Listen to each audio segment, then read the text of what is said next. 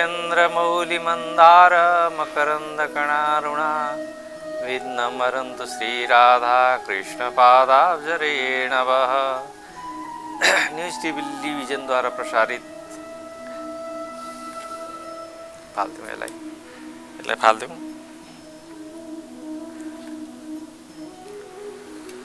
देवेन्द्रमौलिमन्दार मकरन्दकणारुणा विघ्नं हरन्तु श्रीराधा कृष्णपादाब्जरेणव। गुरुर्ब्रह्मा गुरुर्विष्णु गुरुर्देव महेश्वर गुरुर्साक्षात् परं ब्रह्म तस्मै श्री गुरवे नमः। श्रीमद्भगवद गीताको दैनिक सत्सङ्गमा आज प्रथम अध्यायको पहिलो अध्यायको 45औं श्लोक।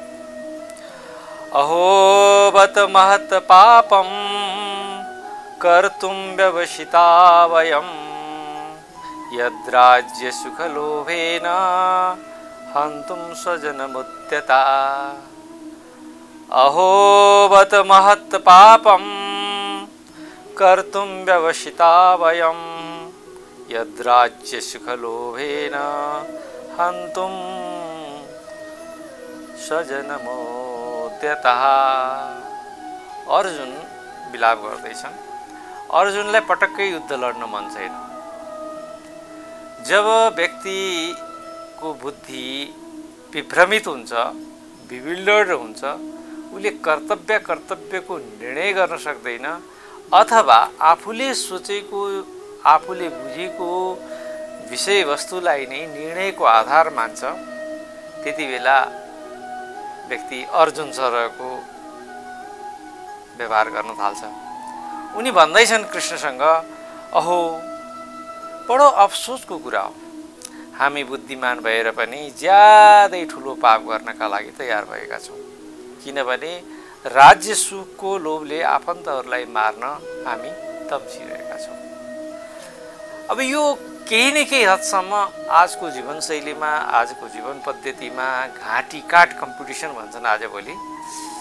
आजभोलि त एजुकेसनले पनि हामीलाई घाँटी काट कम्पिटिसन सिकाएको छ। हामीले बच्चाहरूलाई कम्पिटिटिभ हुनुपर्छ भनेर सिकाउँछौँ र कम्पिटिटिभ हुनु राम्रो कुरा हो, तर यसको एउटा डिमेरिट पनि छ। त्यो डिमेरिट के छ भनेदेखि कम्पिटिसनमा जित्नको लागि अर्कालाई हराउनुपर्छ र कुनै पनि आधारमा अर्कालाई हराउने जुन सिद्धान्तहरू हुन्, actually all this kind of the theories are western guided. पूर्वीय सनातन धर्ममा अर्कालाई जित्नको लागि हराउने चलन छैन, शास्त्रार्थ गरेर अभ्यस्त कन्भिन्स गर्ने चलन छ। किनभने जब व्यक्ति लोभी हुन्छ, लोभी भइसकेपछि उसले केवल अभिप्राप्तिको, आफूलाई चाहिने वस्तुहरूको बारेमा मात्रै सोच्छ र त्यो कुनै हालतमा पनि तिनी वस्तुहरू चाहिन्छन्। अर्जुनको भनाइ ठिक छ एक दशका। आजको जमानामा यो अर्जुनको भनाइ यथोचित छ, मलाई ठिक लाग्छ। किनभने राज्य भनेको केवल राजकाज मात्रै होइन। राज्य भनेको एउटा, यदि तपाईँ एउटा घरको लाल पूर्जा तपाईँसँग छ भने त्यो लाल पूर्जाको भएको जुन घेरा हो, त्यो क्षेत्रफल हो, त्यो घर हो, त्यो तपाईँको राज्य हो। त्यो राज्यमा चाहिँ को बस्छन् त? यो युनिट र युनियन यिनी दुवै चिजहरू हुन्। यदि तपाईँले आफ्नो राज्यलाई सबै थोक मान्नुभयो भनेदेखि त्यो राज्यलाई तपाईँ जोड्न चाहनुहुन्छ। अहिले पनि हेर्नुहोस् त, माइक्रोसफ्ट कम्पनी जस्ता ठुला ठुला बिल गेट्सहरू, इभन केही नामहरू छन्, कार्ल जोसेफ यिनीहरू जस्तो मान्छेहरूलाई सोच्यो भनेदेखि संसारको अर्थलाई आफूतिर तानेर उनीहरूले राज्य गरिरहेका छन्। र अर्जुन भन्छन् कि कृष्ण, म युद्ध लड्न चाहेँ, लड्नको लागि आएँ, तर यिनी त मेरा आफन्त रहेछन्। हामी बुद्धिमान छौँ भन्ने ठानेका थियौँ, तर हामी बुद्धिमान रहेछौँ। यो त हामी महान पाप गर्दैछौँ। हेर त, राज्यको लोभमा, सम्पत्तिको लोभमा म आफैले तिनीहरूले त पाप गर्दैछन् तिनीहरूले गरे आफ्नो ठाउँमा छ। तर म त पढालेखा विद्वान थिएँ, म पढालेखा विद्वान थिएँ, मैले संसारको कुरा बुझेको छु। यो बुझ्नु पनि बडो गाह्रो कुरा हो कि कति बुझ्ने। जब मान्छेले बुझ्छ यो बुझाइले गर्दाखेरिमा कहिलेकाहीँ चाहिँ बुझ्नु पनि मान्छेहरूलाई अभिशाप भइदिन्छ। र खास भन्ने भने अर्जुन भन्दैछन् कृष्ण यो त मेरो राज्यको लोभमा यिनीहरू आए, त्यस्तै म पनि राज्यको लोभमा आएँ, यिनीहरू बिचमा म फरक के परेर, आखिर तिनीहरू पनि लड्ने हुन् म पनि लड्ने हुन्। त्यही भएर यिनीहरू मर्न उद्यत छौँ राज्य लोभमा। राज्य नै नचाहिएपछि त किन चाहियो? महत पाप, ठुलो पाप गर्दैछौँ हामी, व्यवसिता भयौँ हामी चाहिँ त्यसमा उन्मुख हुँदैछौँ। के को लागि भन्दा राज्य प्राप्ति हुन्छ, राज्य प्राप्ति भइसकेपछि हामी जनताको कर उठाउँछौँ, त्यो करबाटै सुख सयल गर्छौँ, सुख सयल गरौँ भन्नेसँग सम्बन्धित छ। हन्तुम स्वजन मुद्यता, फलत त्यो सुख पाउनुको लागि हामीले आफ्ना आफन्तलाई मार्न तयार छौँ।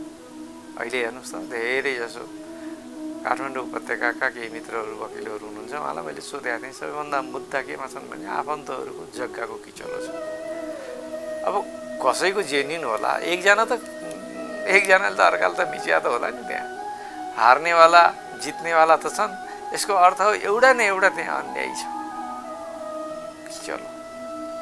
हन्तुम स्वजन मुद्यता, त्यहाँ चाहिँ यतिसम्म मैले भारतहरूमा देखेको छु कि एउटा सानो जमिनको टुक्राको लागि आफन्तहरूको म्यास हत्या गरिदिन्छ। त्यही भएर अत्याधिक धनको लोभ हुनु पनि मान्छेलाई एउटा हत्याराको वृत्ति सृजित गरिदिन्छ। लोभविहीन अवस्था उत्पन्न हुन सक्दैन। म भन्छु लोभविहीन अवस्था सृजना हुन सक्दैन। तर कतिसम्म लोभ गर्ने? के अभिप्राप्तिको लागि, सुख प्राप्तिको लागि, धन प्राप्तिको लागि आफन्तको हत्या गरिदिने? नेपालमै कहिलेकाहीँ न्युजहरू आउँछन्, छोराले बाउलाई हत्या गरिदियो, बाउले छोरालाई हत्या गरिदियो, आमालाई फालिदियो। यो राज्य प्राप्ति जुन हो, राज्य प्राप्ति अर्जुनको लागि एउटा ठुलो राज्य होला। तर एउटा परिवार सानो युनिटमा पनि परिवार राज्य हुन्छ।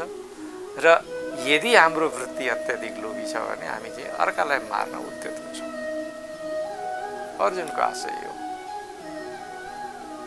र धनले आफ्नो पराया चिन्दैन, धनले आफ्नो पराया चिन्दैन। धनबाट प्राप्त हुने सुखको लागि मान्छेले आफूलाई समेत नष्ट गर्छ। आफू नै नष्ट भयो, परिवार पनि नष्ट भयो, त्यसको काम के?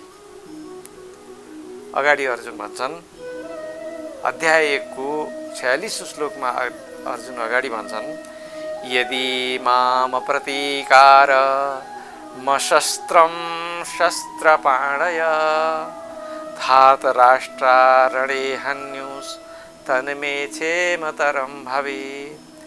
यदि माम प्रतीकारं मशस्त्रं शस्त्रपाणय धात राष्ट्रारणे हन्युस तन्मे क्षेमतरं भवेत्। यदि म अस्त्र रहित भएर म अब चाहिँ शत्रु सेना हुन्, यिनीहरू शत्रु हुन्, यिनीहरूको चाहिँ अब म सामना गर्नेवाला छैन। बरु यिनीहरूले यदि माम प्रतिकार, म प्रतिकार गर्दिनँ। यदि अस्त्र लिएर तिनीहरू आउँछन् र मलाई मार्छन् भनेदेखि धातराष्ट्रहरूले अर्थात् धृतराष्ट्रका छोराहरूले त्यो नै श्रेष्ठ हुन्छ। किनभने लडाइँ भयो भने त्यो कल्याण हुन्छ, म मर्छु, म मरेपछि त म अरू कसैलाई मार्दिनँ। उनीहरू आउन्, म माथि बाण छोडुन्, म मर्छु, यो डन्डा खलास। माम प्रतिकार शस्त्रम शस्त्रपाणय। अर्जुन मूलतः आफ्नो युद्ध धर्मदेखि पूर्णतया च्युत भइसकेका छन्। अब उनले शास्त्रले निर्धारित गरेको धर्म होइन, आफूले निर्धारित गरेको धर्म पुरा गर्दैछ। Arjun slowly finally becoming fully judgmental. अब उनले भने म लड्दिन, अब मलाई लड्नै छैन, आउन् धृतराष्ट्रका छोरा आउन्, म निशस्त्र छु, म माथि बाण प्रहार गरून्, मेरो प्राण लियो। जब म रहँदिन, नरहिसकेपछि त यो आफन्तहरूको विनाश पनि मैले देख्न पर्दैन, यो विनाशको दोष मलाई पनि लाग्दैन, त्यो पापको भागी पनि म भन्दैन। यदि म अशस्त्र रहित भएर सामना नगर्ने अवस्थामा पुगेको छु र हातमा अस्त्र-शस्त्र लिएका धृतराष्ट्रका छोराहरू अर्थात् दुर्योधन इत्यादि आउन्, मलाई मारुन्, र सबभन्दा राम्रो त मेरो लागि त्यही नै हुन्छ, म मार्न सक्दिनँ। यो प्रथम अध्यायमा विषाद योग भनेर भनिन्छ। विषादको अर्थ बिविल्डरनेस, अनिर्णित अवस्था। साइकोलोजीमा यसलाई चाहिँ अनिर्णित अवस्था, बिविल्डरनेस अथवा के गर्ने के नगर्ने बीचको उहापो, निर्णयको अवस्थालाई चाहिँ विषाद भनिन्छ। संस्कृतमा विषाद शब्दको अर्थ चाहिँ उहापो अर्थात् विषिदन अर्थात् दुःख मनाउ गर्ने, विषाद गर्ने। ओहो मैले त साह्रै गल्ती गर्न आँटेको रहेछु, भयङ्कर गल्ती, झन्नै गल्ती भएन, झन्नै गल्ती भएन, यो अवस्थालाई विषाद भनिन्छ। र कहिलेकाहीँ हामी शास्त्रले भनेका, समाजले भनेका, धर्मले भनेका जुन निर्णय हुन् तिनीहरू निर्णयभन्दा पनि आफ्नो मनगढन्ती निर्णयलाई चाहिँ सर्वोच्च ठान्छौँ। बस यही हामी मार खान्छौँ, यही मार खान्छौँ। धेरै मान्छेहरू आजभोलि त भन्ने नै चल्दैन छ, इन्डिभिजुअलिज्मको जग्गा हाल्छ। अब म आफ्नो कुरामा म निर्णय गर्न सक्छु, मलाई किन हस्तक्षेप, मियाँ बिबी राजी त क्या गरेका काजी भन्ने चलन छ क्या। आई एम फर्स्ट बहुत राम्रो कुरा, तर जब हामीले शास्त्र अनि पूर्व स्थापित नजिरहरू तिनीहरूको अवलोकन गर्दैनौँ, तिनीहरूबारे बुझ्दैनौँ र आफ्नो मूढेबलको आधारमा कुनै चिज निर्णय गर्छौँ र त्यसैलाई नै सर्वसत्य मान्छौँ भने प्रोबेबली वी आर रङ। त्यहाँ चाहिँ धेरै चान्स चाहिँ रङ हुनेछ, fewer chances are to be right. यो कुरा हामीले बुझ्नुपर्छ। अर्जुनले निर्णय सुनाइदिए, आउन् दुर्योधन अर्थात् धृतराष्ट्रका छोराहरू आउन्, मलाई मारुन्, म मर्न तयार छु, यति भने अर्जुनको निर्णय हो। सञ्जय भन्छन् 1 अध्यायको श्रीमद्भगवत गीता 1 अध्यायको 47औं श्लोकमा अर्जुन भन्छन्, एव मुक्त्वा सांख्ये रथोपस्थ उपाविशत् विसिज्य ससरं चापं शोक संविघ्न मानस। यसलाई फेरि सुनौँ, अभ्यास गरौँ। सञ्जय उवाच एव मुक्त्वा अर्जुनः सख्ये रथोपस्थ उपाविशत् विसिज्य ससरं चापं शोक संविघ्न मानस। सञ्जय भन्दै हुनुहुन्छ। सञ्जयले त दूरबीनबाट अथवा दूरदृष्टिबाट यो गीताको प्रसङ्ग बडो अद्भुत छ कि हामीले यसलाई बुझ्नुपर्छ। गीताको आरम्भ जस्तै तपाईँहरूलाई थाहा छ, महाभारतको पूर्व सन्ध्यामा श्रीमद्भगवत गीताको उपदेश भएको। सञ्जय र धृतराष्ट्र इन्द्रप्रस्थमै छन्, हस्तिनापुरमै छन् र युद्धको जुन पृष्ठभूमि छ त्यो युद्धको पृष्ठभूमि चाहिँ कुरुक्षेत्रमा छ र अहिले अर्जुन र भगवान कृष्ण रथमा हुनुहुन्छ। चारैतिर सेनाले घेरिरहेको छ र अर्जुन रथबाट झरेका छैन, रथमै छन् र कृष्ण र अर्जुनको वार्तालाप हुँदैछ। र यदि तपाईँले जियोग्राफी हेर्नुभयो भने करिब 25 किलोमिटर चाहिँ इन्द्रप्रस्थ कुरुक्षेत्र र दिल्लीको दूरी चाहिँ 25-40 किलोमिटरको लगभग पर्छ।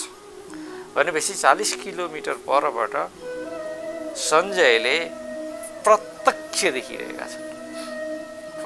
देखिरहेका छन् यो दृश्य। र देखिरहेका मात्रै छैनन्, भगवान कृष्णले जे भनिरहनु भएको छ त्यो चाहिँ एक शब्द पनि, एक मात्रा पनि फरक नपारिकन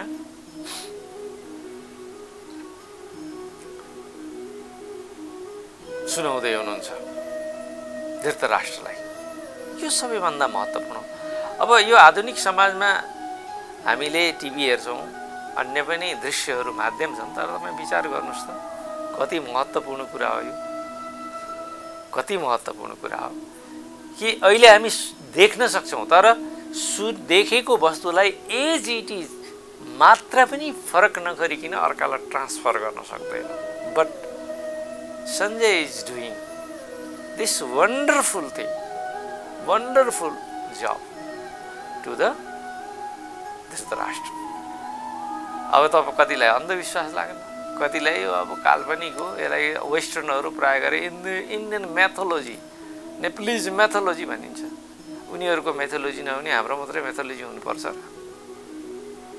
यसमा वैज्ञानिक तथ्यहरू लुकेका छन्। अर्जुन र कृष्णको संवादलाई जस्ताको तस्तै देख्नु र बोलेको कुराहरू पनि जस्ताको तस्तै एउटा मात्रा पनि माथि तल नगरिकन सञ्जयले धृतराष्ट्रलाई सुनाउनु, त्यो भन्दा महत्त्वपूर्ण अरू केही हुन सक्छ त? विषयवस्तु हुन सक्दैन। This is happening here. ल मानिलिउँ यो चाहिँ म्याथै हो, माइथ हो भनेर मानिलिउँ। माइथ भए पनि कस्तो राम्रो कल्पना, आजको टिभी आएन त्यही माइथबाट? हामीले भन्न सक्नुपर्छ कि टिभीको इन्भेन्टर व्यासदेव। यो चाहिँ किनभने व्यासदेवले सञ्जयलाई दिव्य दृष्टिको वरदान दिनुभएको थियो। यो वरदान होइन, एक्चुअली दानको अर्थ दिनु हो। Something he has given, something he has given. Technically he received some kind of theories and practical knowledge to see डिस्टेन्सका घटनाहरूलाई देख्ने र सुन्ने र त्यसलाई नेरेट गर्ने क्षमता प्राप्त गरेका थिए। र अब अन्तिममा अर्जुन भन्छन्, यसो भनिसकेपछि यो पापमा म लाग्नेवाला छैन भनिसकेपछि अर्जुनले एवं उक्तार्जुन सख्ये, अर्जुनले रणभूमिमा यति भनिसकेपछि रथोपस्थ अपोविशत, अपस्थ भनेको पछाडिपट्टि गए, हात खुट्टा र आफ्नो धनुषहरू तल राखिदिए। विशिज सशरम चापम भनेको धनुष र चाप भनेको बाण, दुवै चाहिँ काँधाबाट उठाएर तल राखिदिए र मुख भगाएर चाहिँ पछाडि गएर बसे भनेर चाहिँ सञ्जयले धृतराष्ट्रलाई सुनाउँदै हुनुहुन्छ।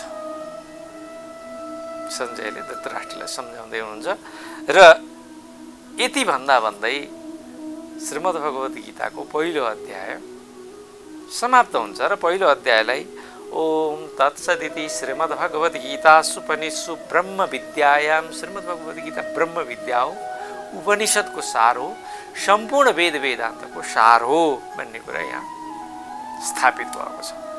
र अर्जुन जब पछाडि जान्छन्, he was full of the lamentation, उनीमा एक प्रकारको सम्पूर्ण ऊर्जा जुन थियो, एउटा क्षत्रिय ऊर्जा, त्यो नष्ट भयो। शोक संविघ्न मानस, यहाँ चाहिँ शब्द प्रयोग गरिदिए त शोकको कारणले अत्यन्त बिग्रेको मन लिएर अर्जुन पछाडि बसे।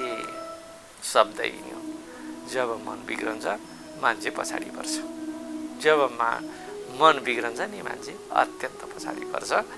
र श्रीमद् भगवत गीतामा सार तत्त्व के हो भनेदेखि श्रीमद् भगवत गीता सम्पूर्ण रूपले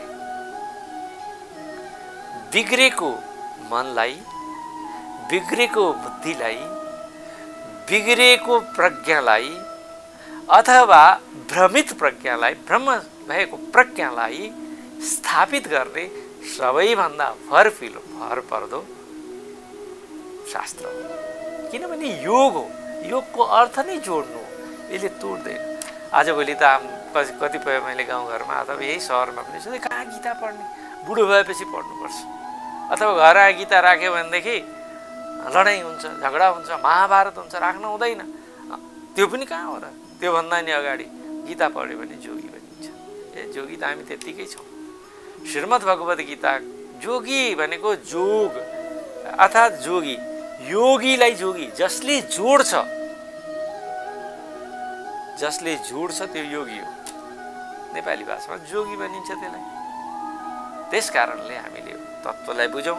श्रीमद् भगवत गीताको यो प्रथम अध्याय मनन गरौँ सुरुदेखि नै, र यहाँहरूलाई श्रीमद् भगवत गीताको यो प्रथम अध्याय स्वाध्याय गर्न अनुरोध गर्दछु।